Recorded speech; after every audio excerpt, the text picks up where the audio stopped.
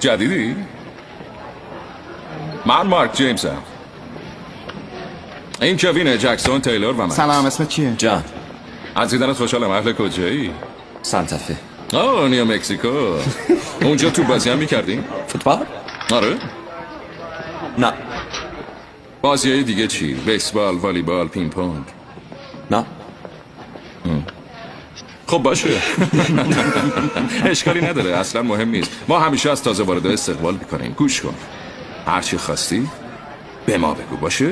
ما هوا تو داری. باشه، یادم میمونه. خوشحال شدم باهات حرف زدم. ببینید کی اینجاست بچه ها. بیا پسر جون. بگی بچه اون مال شوه. شرمندم سر.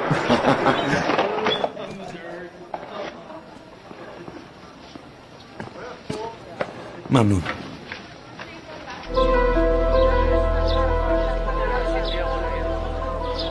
ای دستو با چمشتی. اوه صاف خورد بهش. بلند شو باشقا پرنده. خیلی دردت گرفت ها؟ هی بشین سر جات پسر، بشین سر جات. الان میزنه زیر گریه. وای وای وای وای وای. اوه مامان شما. حالت خوبه؟ عباسی تو صورته. هی تازه وارد، کمک نمیخوای؟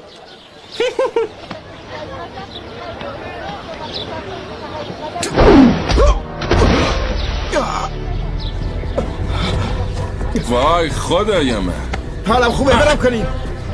بی خیال پسر، ببینم تو خوبی؟ نه.